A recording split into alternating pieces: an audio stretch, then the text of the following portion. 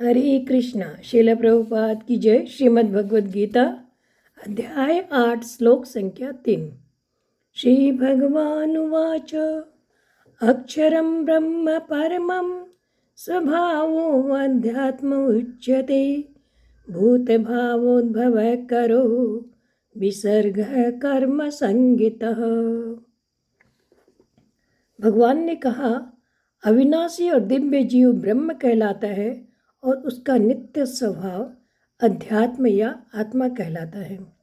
जीवों के भौतिक शरीर से संबंधित गतिविधि कर्म या सकाम कर्म कहलाते हैं। तो पिछले श्लोक में हमने देखा कि अर्जुन ने 2 श्लोकों में भगवान से कुल 6 प्रश्न किए थे।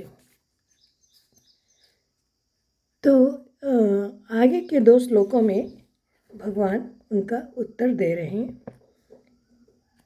भगवान बोल रहे हैं अक्षरम ब्रह्म परमम, यानी कि परम अक्षर का नाम ब्रह्म है। यद्यपि गीता में ब्रह्म शब्द प्रणव, वेद, प्रकृति आदि के बारे में भी आदि का वाचक भी आया है, तथापि यहाँ पे ब्रह्म शब्द के साथ परम और अक्षर विशेषण देने से ये शब्द सर्वोपरि सच्चिदानंद घन भगवान अविनाशी निर्गुण निराकार परमात्मा का वाचक है। उसके बाद भगवान ने बताया स्वभाव अध्यात्म उच्यते, अपने भाव अर्थात होनेपन का नाम ही स्वभाव है। इसी स्वभाव को यहाँ पर अध्यात्म कहा गया है, अर्थात जीव मात्र के होनेपन का नाम ही अध्यात्म है। उसके बाद है भूत भावत भव करो विसर्ग कर्म संगितः।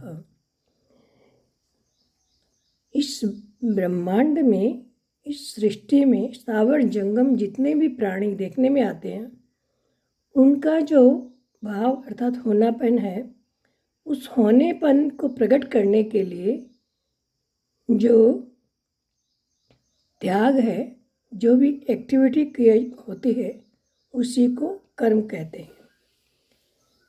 महाप्रलय के समय प्रकृति की अक्रिय अवस्था मानी जाती है तथा महासर्ग के समय प्रकृति सक्रिय अवस्था में आ जाती है।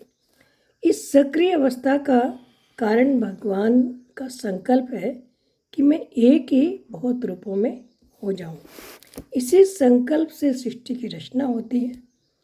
तात्पर्य यह है कि महाप्रलय के समय अहंकार और संचित कर्मों के सहित समस्त प्राणी प्रकृति में लीन हो जाते हैं और उन प्राणियों के सहित प्रकृति एक तरह से भगवान में लीन हो जाती है।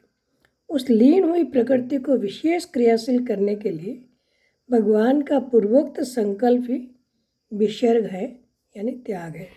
भगवान का ये संकल्प ही कर्मों का आरंभ है, जिससे प्राणियों की कर्म परंपरा चलती रहती है। महाप्रलय में प्राणियों के कर्म नहीं बनते, प्रत्युत उसमें प्राणियों की सुसुप्त अवस्था रहती है और महासर्ग के आदि से कर्म शुरू हो जाते हैं।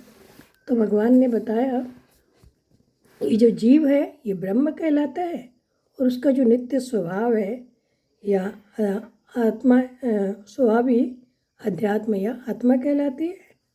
और भौतिक संबंध से संबंधित जितनी भी गतिविधियाँ होती है, यही कर्म कहलाता है। हरे कृष्णा।